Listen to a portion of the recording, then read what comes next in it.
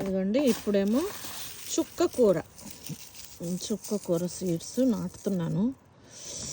కొంచెం ఎర్లీగా నాటేస్తున్నాను. వస్తాయేమో తెలియదు, వస్తాయో రావో. ఎగిరిపోతుంది, గాలి ఉంది బాగా.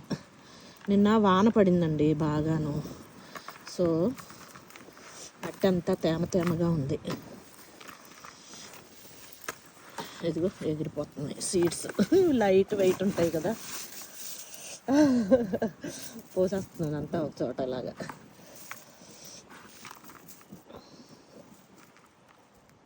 కొంచెం ఎర్లీగా నాటుతున్నాను. వస్తాయి, లేకపోతే కొన్ని ఉంచుకున్నాను.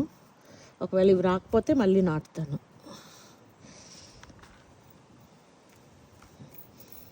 నీళ్ళు ఏం పోయట్లేదండి, ఎందుకంటే మట్టి అంతా తేమగా ఉంది. సో అందుకని నీళ్లు పోయట్లేదు ఇప్పుడు.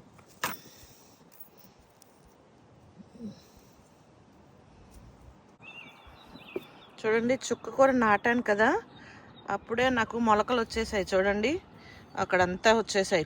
అక్కడక్కడ గ్యాప్లు ఉన్నాయి, ఇంకా రావాలి. బట్ మోస్ట్ ఆఫ్ ది మొలకలు అయితే వచ్చేసాయి. చూడండి, చుక్క కూర మీకు జూమ్ చేస్తాను. చూడండి అన్ని మొలకలు వచ్చాయి. నేను వేసి 1 వీకే అయిందండి. ఈవెన్ 10 days అనుకోండి. ఈవెన్ లో టెంపరేచర్స్ ఉన్నా కూడా వచ్చేసాయి. చూడండి.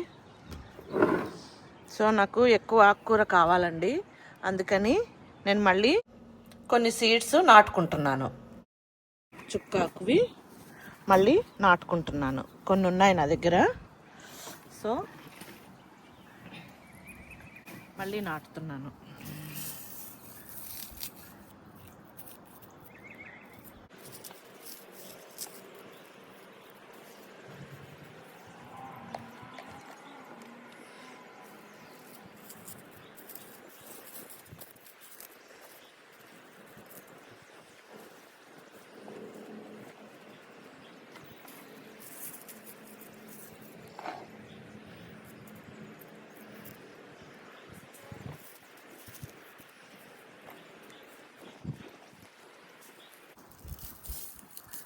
నేను మట్టి కూడా ఏమీ కొత్తది వేయట్లేదండి.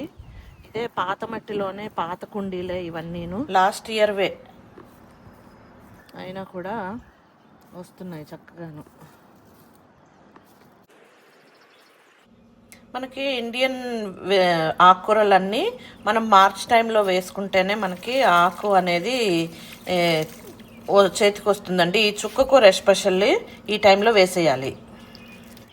దీంట్లో మొలకలు వచ్చాయి కాబట్టి ఎక్కువ నీళ్ళు వేసానండి. ఇవి మాత్రం సీడ్సే కదా, ఇప్పుడే కదా నాటాను, అందువల్ల జస్ట్ ఇలా కొంచెంగా వేస్తున్నాను.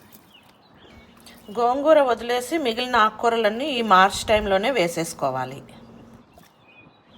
అది మీరు ఈ టైంలో మీరు ఆకుకూరల సీడ్స్ నాటుకున్నారంటే మీకు తొందరగా మీకు ఏప్రిల్ మిడ్ కల్లా మీకు ఏప్రిల్ ఎండ్ కల్లా మీకు ఆకుకూర మీరు వండుకోవచ్చు అన్నమాట. ఓకేనా? Thank you.